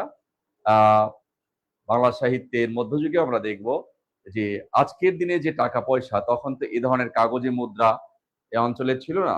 এ অঞ্চলে ছিল কড়ি, যেগুলো মালদ্বীপ সহ পৃথিবীর বিভিন্ন জায়গা থেকে সংগ্রহ করা হতো। কিন্তু দেবীর কাছে এই ধরনের কোনো কড়ি ছিল না। কিন্তু দেবীকে পার হতে হবে, কি নদী পার হতে হবে। এদিকে ঈশ্বরী পাটনি কিন্তু আগেই চেয়ে বসেছে, তোমার কড়ি আগে দেখাও। আজকের আধুনিক কালে আপনি রিক্সাওয়ালা কিন্তু আপনাকে বলবে না যে ভাই আপনার মানি ব্যাগ বের করেন বা ভ্যানিটি ব্যাগ বের করেন, দেখে টাকা আছে কিনা। কিন্তু মধ্যযুগের এই চরিত্রটিকে আমরা দেখতে পাচ্ছি যে ঈশ্বরী পাটনি দেবী অন্নপূর্ণাকে বলেছে যে তোমার কড়ি আগে দেখাও, তোমার কড়ি যদি আগে দেখাতে পারো তাহলে তোমাকে আমি নৌকাতে নেব, পার করবো, তার আগে কিন্তু নয়। কেন বলেছে? কারণ এই বাঙালি জাতি হচ্ছে ফাঁকিবাজ ছিল।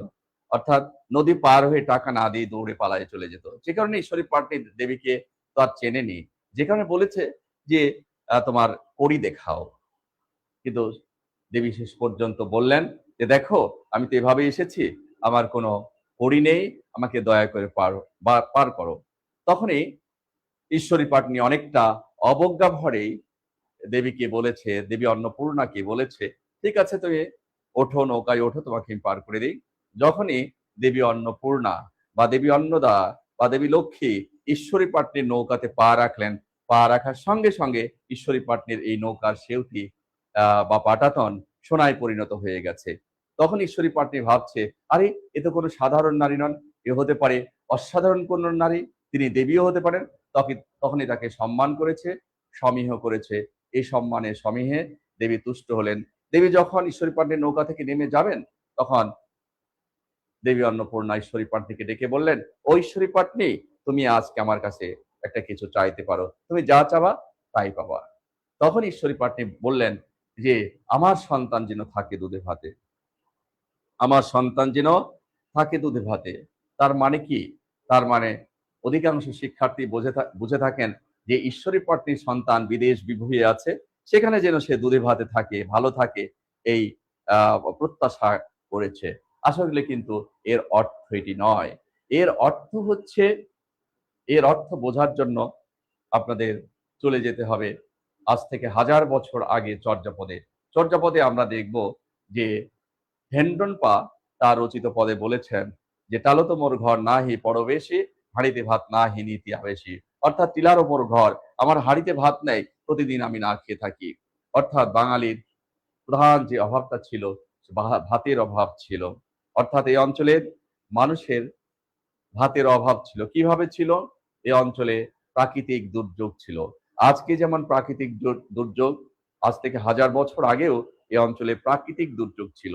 প্রাকৃতিক দুর্যোগে, প্রাকৃতিক দুর্যোগ বলতে এ অঞ্চলে আমরা বুঝি অতিবৃষ্টি, অনাবৃষ্টি, ঝড় ঝঞ্ঝা, জলোচ্ছ্বাস। এইসব প্রাকৃতিক দুর্যোগে এ অঞ্চলে সবচেয়ে বড় ক্ষতি হতো ফসলের। আর যখন ফসলের ক্ষতি হতো, তখন খাদ্যের অভাব ডাকতো, ভাবের খাদ্যের অভাব ডাকতো, ভাতের অভাব হতো, ভাতের অভাব হতো।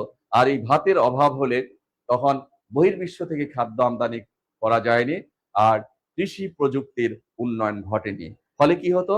মানুষ না খেয়ে ধুকে ধুকে মরেছে, ভাতের অভাবে মরেছে। সেটাই আমরা দেখতে পাচ্ছি সেই ঈশ্বরী পাটনি, সেটা আমরা দেখছি সেই হাজার বছর আগে চর্যাপদে ভেন্ডন পা লিখে গেলেন যে টালো তোমার ঘর নাহি পরবেশী, হাড়িতে ভাত নাহি নীতি আবেশী। হাজার বছর পরে এসে ভারতচন্দ্র কত বড় দরদি কবি হলে, কত বড় বাঙালি জাতির জন্য, আমাদের জন্য কত কত দরদের কবি হলে, তিনি একটি পৌরাণিক কাহিনীর ভেতর দিয়ে, একটি ধর্মীয় কাহিনীর ভেতর দিয়ে আমাদের জন্য, আজকের আমাদের জন্য, এই আধুনিক কালে আমাদের জন্য তিনি তার কাব্যের মধ্যে প্রার্থনা করে গেলেন, আমার সন্তান যেন থাকে দুধে ভাতে। অর্থাৎ বাঙালির যত অভাবই থাকুক না কেন, পৃথিবীর যে প্রান্তেই যাক না কেন, ভাতের অভাব হচ্ছে তার প্রধান অভাব। এটাই হচ্ছে আমাদের সাইকোলজি, যে ভাত ছাড়া বাঙালি চলতে পারে না। পৃথিবীর কোন দেশে যে তারা তাদের ভাত চায়, বাঙালিকে স্যাটিসফাই করতে হলে তাকে ভাত দিতে হবে। যে কারণে রাজনৈতিক নেতারাও ভোট ভিক্ষের জন্য তারা বলে দেন যে 10 টাকা কেজি চাল হবে। প্লিজ মাইন্ড করবেন না, সত্য কথাটাই বলে দিয়েছি। ঠিক আছে, বলে না যে বাড়ি দেবো, গাড়ি দেবো, স্যান্ডউইচ খাওয়াবো, জিলাপি খাওয়াবো, ঠিক আছে, রসগোল্লা খাওয়াবো, দই খাওয়াবো, পোলাও খাওয়াবো, মাংস খাওয়াবো, এগুলো কিন্তু বলে না। কোন জায়গায় আঘাত করে দেখেন, একদম যে ভাতের ভাত ভাত, তারা এত টাকা কেজি চাল খাওয়াবো ভাতের, সেইটা কিন্তু এই অঞ্চলের রাজনীতিবিদরা বোধ হয় ভালো করেই জানে যে অঞ্চলে মানুষকে যদি পটাতে হয়, ভোট নিতে হয়, তাহলে প্রথম হচ্ছে চালের কথা বলতে হবে, ভাতের কথা বলতে হবে। এনিওয়ে, দেখেন, আমার সন্তান যেন থাকে দুধে ভাতে, আপনি পিলি পার করে গেলেন। কোন কাব্যে আছে, কোন উপাখ্যানে আছে, কে বলেছেন, কাকে বলেছেন, কখন বলেছেন, কোন প্রসঙ্গে বলেছেন, কেন বলেছেন। বাট রিটেন কোশ্চেন, আমার সন্তান যে থাকে দুধে ভাতে, ব্যাখ্যা করুন। যদি আপনি লিখে দেন যে এই ঈশ্বরী পাটনির সন্তান বিদেশ হয়ে আছে, সে যেন দুধ ভাত খেয়ে বাঁচতে পারে, এই জন্যই প্রার্থনা করেছেন, তাহলে আপনাকে মার্কস দিবে। কি দিবে জানেন? এই যে এটা দিবে, শূন্য দিবে। ঠিক আছে, আপনাকে অবশ্যই একটা কনস্ট্রাকটিভ একটা ব্যাখ্যা দিতে হবে, গঠনমূলক একটা ব্যাখ্যা দিতে হবে, একটা একটা যৌক্তিক ব্যাখ্যা আপনাকে দিতে হবে। রিয়েল ব্যাখ্যাটা কিন্তু ওখানে দিতে হবে যে কেন তিনি ভাত প্রার্থনা করেছেন এই বাঙালির জন্য। ঠিক আছে, এই হচ্ছে অন্নদামঙ্গল কাব্য সম্পর্কে বলছিলাম। অন্নদামঙ্গল কাব্যের বিখ্যাত এই লাইনের থেকে কিভাবে প্রশ্ন হতে পারে সেটা আমি বলেছি। এরপরে আরেকটি জায়গা আছে কবি ভারতচন্দ্র অন্নদামঙ্গল কাব্যে, মানসিংহ ভবানন্দ উপাখ্যানে, সেটা হচ্ছে অতি বড় বৃদ্ধপতি সিদ্ধিতে নিপুণ, কোন গুণ নাহি তার কপালে আগুন, কুকথায় পঞ্চমুখ কণ্ঠ ভরা বিষ, কেবল আমার সঙ্গে দ্বন্দ্ব অহর্নিশ। এটা ব্যাখ্যা দিয়ে আমি শেষ করে দেব। ঠিক আছে, আপনারা একটু লিখতে পারেন। অতি বড় বৃদ্ধপতি, অতি বড় বৃদ্ধপতি সিদ্ধিতে, অতি বড় বৃদ্ধপতি সিদ্ধিতে, এটা দন্তস্ব, হ্যাঁ, সিদ্ধিতে নিপুণ, নিপুণ এক দাড়ি। মধ্যযুগে, এই যে পুরো মধ্যযুগে শুধু এক দাড়ি আর দুই দাড়ির প্রচলন ছিল। আজকের আধুনিক যুগে যে দাড়ি, কমা, আজকের কমা, প্রশ্নবোধক চিহ্ন, বিস্ময়সূচক চিহ্ন, semicolon, colon, colon dash, dash, hyphen, উদ্ধরণ চিহ্ন, ইলেক বা লোভ চিহ্ন, বন্ধনী, এইসব বিরাম চিহ্ন বা জ্যোতি চিহ্ন এগুলো ছিল না। বিদ্যাসাগর এই সর্বপ্রথম 12টি বিরাম চিহ্ন প্রবর্তন করলেন। তার আগে মধ্যযুগ, বিদ্যাসাগরের আগ পর্যন্ত এক দাড়ি আর দুই দাড়ি প্রচলন ছিল। এই যে দেখেন, অতি বড় বৃদ্ধপতি, অতি কিন্তু অতি বড় বৃদ্ধপতি সিদ্ধিতে নিপুণ, কোন গুণ নাহি তার, কোন গুণ নাহি তার কপালে আগুন, কপালে আগুন, কোন গুণ নাহি তার কপালে আগুন, কুকথায় পঞ্চমুখ কণ্ঠ ভরা বিষ, কণ্ঠ ভরা বিষ, কণ্ঠ ভরা বিষ, কেবল আমার সঙ্গে দ্বন্দ্ব, দ্বন্দ্ব অহর্নিশ, হ্যাঁ, দ্বন্দ্ব অহর্নিশ, দ্বন্দ্ব অহর্নিশ, আরে অহর্নিশ, দ্বন্দ্ব অহর্নিশ, দ্বন্দ্ব অহর্নিশ। অতি বড় বৃদ্ধপতি সিদ্ধিতে নিপুণ, কোন গুণ নাহি তার কপালে আগুন, কুকথায় পঞ্চমুখ কণ্ঠ ভরা বিষ, কেবল আমার সঙ্গে দ্বন্দ্ব অহর্নিশ। কবি ভারতচন্দ্রের অন্নদামঙ্গল কাব্যের মানসিংহ ভবানন্দ উপাখ্যানে এই বিখ্যাত 4টি লাইন। এখান থেকে একটা প্রশ্ন আসে, কিন্তু কিভাবে আসে আমি পরে বলবো। এই প্রশ্নটির উত্তর কিন্তু আমরা অধিকাংশই করে আসতে পারি না। উত্তর করে আসলেও এটা আসলে মানে না বুঝে উত্তর করে আসি। ঠিক আছে, এই 4টি লাইন যদি আমরা বুঝতে চাই, একটু আপনাদের আমার কথা খুব মনোযোগ দিয়ে শুনতে হবে। বাঙালি নারীর পরিচয় হচ্ছে, খুব মনোযোগ দিয়ে শুনবেন, বাঙালি নারীর পরিচয় হচ্ছে তার স্বামীর নামের ভেতর দিয়ে। কিন্তু দুঃখজনক হচ্ছে আমার এই অঞ্চলের নারীরা তার স্বামীর নাম উল্লেখ করেন না। স্বামীর নাম উল্লেখ করলে পাপ হবে। যেমন আমার দাদিরা, আমার নানীরা, তারা কিন্তু তাদের স্বামীর নাম মুখে আনতেন না। তারা বিশ্বাস করতেন, এটা লোকশ্রুত, তারা বিশ্বাস করতেন যে স্বামীর নাম মুখে আনা যায় না, স্বামীর নাম মুখে আনলে পাপ হয়, এটা তারা বিশ্বাস করতেন। অথচ মজার ব্যাপার হচ্ছে যে তাদের আবার পরিচয় ছিল তার স্বামীর নামের ভেতর দিয়েই। তাদের কেউ চিনত না, আমাদের দাদিদের, আমাদের নানীদের কেউ চিনত না অমুকের বউ, তাহলে তাকে চিনতে পারতো, কিন্তু তার নাম কেউ জানতো না। এমনকি আমাদের দাদার, আমাদের নানারাও বোধ হয় আমাদের দাদিদের, নানীদের নাম ভুলে যেতেন। যে কথা বলছিলাম, যে যে নারীর পরিচয় হচ্ছে তার স্বামীর নামের ভেতর দিয়ে, অথচ সেই নারী তার স্বামীর নাম উল্লেখ করেন না। আমাদের সময়ে আমাদের দাদিদের বা আমাদের নানীদের যখন জিজ্ঞেস করা হয়েছে যে নানীদের জিজ্ঞেস করা হয়েছে যে তোমার স্বামীর নাম কি, তখন কিন্তু তারা আমাদেরকে ডেকেছেন যে তোর নানার নাম বল, তোর দাদার নাম বল, কিন্তু তারা স্বামীর নাম মুখে আনেননি। কারণ স্বামীর নাম মুখে আনলে অমঙ্গল হতে পারে, তাকে অসম্মান করা হবে, এই জন্য তারা স্বামীর নাম মুখে আনেননি। এখানে যখন দেবী অন্নপূর্ণা ঈশ্বরী পাটনির নৌকাতে পা রাখলেন, তখন ঈশ্বরী পাটনি বুঝে গেলেন এ দেবী হতে পারেন, এ এক অসাধারণ নারী হতে পারেন, যার পদস্পর্শে নৌকার সেউতি সোনায় পরিণত হয়ে গেছে। তাহলে সেই নারী কেমন সুন্দরী আর তার গুণ কেমন, যে কারণে তার পরিচয়টা জানতে চাচ্ছিলেন, নানান ভাবে পরিচয় জানতে চাচ্ছিলেন ঈশ্বরী পাটনি দেবী অন্নপূর্ণার। এখন দেবী অন্নপূর্ণা যদি বলে দেন তার স্বামীর নাম মহাদেব শিব, তাহলে কিন্তু আর কোনো কাহিনী না, এখানে শেষ। কিন্তু স্বামীর নাম তো মনে মুখে আনা যাবে না, স্বামীর নাম উচ্চারণ করা যাবে না। তখন সে তার পরিচয় দিচ্ছে, স্বামীর পরিচয় দিচ্ছে কিভাবে? সে অতি বড় বৃদ্ধপতি সিদ্ধিতে নিপুণ। অতি বড় বৃদ্ধপতি, এই যে বৃদ্ধপতি, বৃদ্ধপতি, পতি মানে কি? স্বামী। তার স্বামী বৃদ্ধপতি, বৃদ্ধ হয়ে গেছে, বড়ই বৃদ্ধ হয়ে গেছে, অতি বড় বৃদ্ধপতি স্বামীর পরিচয় দিচ্ছে। সিদ্ধিতে নিপুণ, সে সাধনায় বড়ই পাকা, গাজা এতে উস্তাদ। কোন গুণ নাহি তার কপালে আগুন, তার কোনো গুণ নেই। স্বামীর নাম মুখে আনা যাবে না, বলছে তার কোনো গুণ নাই, কোনো গুণ নাহি তার কপালে আগুন। শিবের কপালে কি থাকে? এই যে শিবের শিবের কপালে থাকে, শিব অতীত জানে, বর্তমান জানে, ভবিষ্যৎ জানে, কোনো গুণ নাহি তার কপালে আগুন। তার নাম মুখে আনা যাবে না, কিন্তু বলছে কোনো গুণ নাহি তার কপালে আগুন, তার কোনো গুণ নেই, কপালে কি আছে? আগুন, এই যেটা আগুন। কুকথায় পঞ্চমুখ কণ্ঠ ভরা বিষ, তার কুকথায় পঞ্চমুখ, সারাক্ষণ খারাপ কথা বলে, কণ্ঠ ভরা বিষ। এখানে মহাদেব শিবকে বোঝানো হয়েছে, কেবল আমার সঙ্গে দ্বন্দ্ব অগ্নিশ, আর সারাক্ষণ আমার সঙ্গে ঝগড়া করে। এভাবে দেবী এইভাবে দেবী অন্নপূর্ণা বা দেবী অন্নদা বা দেবী লক্ষ্মী ব্যঙ্গোচ্ছলে প্রশংসা, ব্যঙ্গোচ্ছলে প্রশংসার মাধ্যমে তার স্বামীর পরিচয় দিয়েছেন।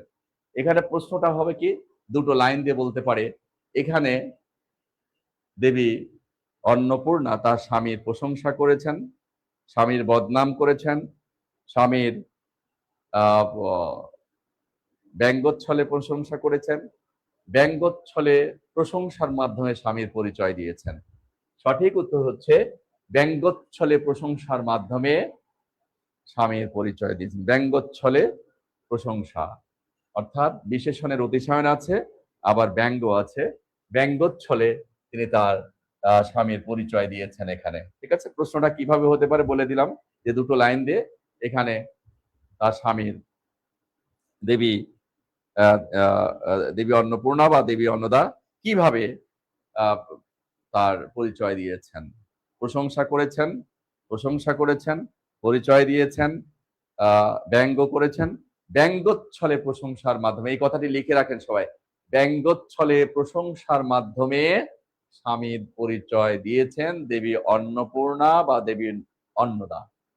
ঠিক আছে, তাহলে আজকে বাংলা সাহিত্যের মধ্যযুগের খুবই গুরুত্বপূর্ণ টপিক পড়াচ্ছিলাম। বাংলা সাহিত্যের মধ্য দিয়ে 400 বছর ধরে যে মঙ্গল কাব্যের ধারা ছিল, সেই মঙ্গল কাব্যের ধারা পড়াচ্ছিলাম। এখান থেকে এই মুহূর্তে যদি আমাকে বলেন যে কতটি অবজেক্টিভ বের করা সম্ভব, শতাধিক গুরুত্বপূর্ণ প্রশ্ন রয়েছে। তার মধ্যে কিছু গুরুত্বপূর্ণ প্রশ্ন আমি মেনশন করে দিচ্ছি যে মঙ্গল কাব্য মধ্যযুগের সবচেয়ে সমৃদ্ধ ধারা কোনটি? মঙ্গল কাব্য। মঙ্গল কাব্যের যাত্রা শুরু হয়েছে কোন সময়? প্রশ্ন হতে পারে 15 শতকে। মঙ্গল কাব্যের এই ধারা পরিসমাপ্তি ঘটেছে কখন? এটা অষ্টাদশ শতাব্দীতে। মধ্যযুগে কয়শো বছর ধরে মঙ্গল কাব্য রচিত হয়েছে? 400 বছর ধরে। একটি সার্থক মঙ্গল কাব্যের কয়টি খণ্ড থাকে? 5টি খণ্ড থাকে। একটি সার্থক মঙ্গল কাব্যের প্রথম খণ্ডটির নাম কি? একটি সার্থক মঙ্গল কাব্যের দ্বিতীয় খণ্ডটির নাম কি? একটি সার্থক মঙ্গল কাব্যের সবচেয়ে বড় খণ্ড কোনটি? একটি সার্থক মঙ্গল কাব্যের সর্বশেষ খণ্ডটির নাম কি? মঙ্গল কাব্যকে মঙ্গল কাব্য বলার কারণটা কি? কোন কাব্য দিয়ে মনসামঙ্গল কাব্যের কোন কাব্য দিয়ে মঙ্গল কাব্যের যাত্রা শুরু হয়েছে? মনসামঙ্গল কাব্যের আদি কবিকে? মনসামঙ্গল কাব্যের পরিচয় পাওয়া যায় কার কাব্যে? মনসামঙ্গল কাব্যের শ্রেষ্ঠ কবিকে? মনসামঙ্গল কাব্যের কোন কবি মানে একজন বংশীবাদক ছিলেন? মনসামঙ্গল কাব্যের যে কাব্যের যিনি দেবী, তার নাম কি? দেবী মনসা। মধ্যযুগের সবচেয়ে প্রতিবাদী চরিত্র কে? চাঁদ সদাগর। চাঁদ সদাগরের বাড়ি কোথায় ছিল? বেহুলার বাড়ি কোথায় ছিল? মধ্যযুগের সবচেয়ে প্রতিপালনা চরিত্র কে? তারপরে হচ্ছে বেহুলার স্বামীর নাম কি? বা মধ্যযুগের সবচেয়ে প্রতিপ্রাণা চরিত্র কে? বেহুলার বাড়ি কোথায় ছিল? বা এরপরে চণ্ডীমঙ্গল কাব্যে চণ্ডী শব্দের অর্থ কি? চণ্ডীমঙ্গল কাব্য বলতে আমরা কি বুঝি? চণ্ডীমঙ্গল কাব্যের আদি কবি কে? চণ্ডীমঙ্গল কাব্যের শ্রেষ্ঠ কবি কে? মুকুন্দরাম চক্রবর্তীর উপাধি কি ছিল? কে তাকে উপাধি দিয়েছিলেন? অসংখ্য প্রশ্ন। এক্ষুনি আমি আপনাদের শতাধিক প্রশ্ন বলে দিতে পারবো। আপনারা এজন্য আমি বলেছি যে আপনারা এই ক্লাসটি প্রথম থেকে শেষ পর্যন্ত মনোযোগ দিয়ে শুনবেন, এরপরে আর এটা দেখার দরকার নাই। শেষে শুধু 15 মিনিট চিন্তা করবেন। আপনার সঙ্গে কেউ পারবে না, আমি চ্যালেঞ্জ করতে পারি। ঠিক আছে, আপনাদেরকে আজকে যে কথাগুলো বলেছি এবং যে সমস্ত তথ্য দিয়েছি, আপনি তথ্য সমৃদ্ধ হবেন এবং এটাকে আপনি কাজে লাগাতে পারবেন, সব জায়গায় কাজে লাগাতে পারবেন। চাকরির ক্ষেত্রে, বিসিএস এর ক্ষেত্রে বলেন, প্রাইমারি, নিবন্ধন, সকল চাকরির ক্ষেত্রে। এখান থেকে তো সব প্রশ্ন আসবে না। যদি একটি প্রশ্নের উত্তর দিতে পারেন, 1 নম্বরের জন্যই তো আপনার বিসিএস প্রিলি হবে, 1 নম্বরের জন্য বিসিএস প্রিলি নাও হতে পারে। চাকরির ক্ষেত্রে একটি নম্বরের গুরুত্ব, একটি করে কিন্তু 100টি হয়, তাই না কি? এই আর কি। তো আজকের ক্লাস আমি আর আগাতে চাচ্ছি না। আপনাদের খুব গুরুত্বপূর্ণ কিছু কোশ্চেন থাকলে এখানে করতে পারেন। এখন লাইভ শেষ হয়ে যাবে, কিন্তু পরেও আমি আপনাদের প্রশ্নের উত্তর দিতে পারবো। আর লাস্ট আপনাদের আমি রিকোয়েস্ট করবো একজন শিক্ষক হিসেবে যে আপনারা এটা শেয়ার করে দেন। আর আমি আনিসুজ্জামান, বিসিএস কনফিডেন্সে দীর্ঘদিন ক্লাস নিচ্ছি, বাংলা ভাষা সাহিত্য উপরে ক্লাস নিচ্ছি। যখনই লাইভে আসবো, আগে তো ঘোষণা থাকে, আপনারা পেজে নিয়মিত ক্লাস করতে পারবেন। আমাদের যে অফলাইন যে সেন্টারগুলো আছে সেখানে আপনারা ক্লাস করতে পারবেন, শাখাগুলোতে ক্লাস করতে পারবেন, আমাদের কেন্দ্র ফার্ম গেট এখানে ক্লাস করতে পারবেন, অনলাইনে ক্লাস করতে পারবেন। ঠিক আছে, ফ্রি ক্লাস করেন। আপনার পেইড ক্লাস এর জন্য আমাদের সাথে এখানে যে নম্বর আছে সেগুলোর সাথে যোগাযোগ করতে পারবেন, অফলাইন অনলাইন। তবে আমি আপনাদের পরামর্শ দেব, আপনারা যদি একটা চাকরির জন্য যদি প্রস্তুতি নিতে চান, তাহলে অফলাইনে আপনারা চেষ্টা করেন। ঠিক আছে, আর যদি সময় না থাকে তখন ভিন্ন কথা, তখন আপনি অনলাইনেও করে নিতে পারেন। ঠিক আছে, এই আর কি।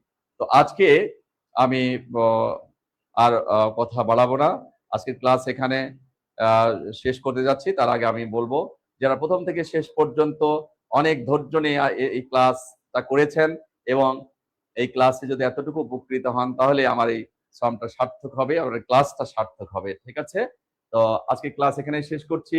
আল্লাহ হাফেজ, আসসালামু আলাইকুম।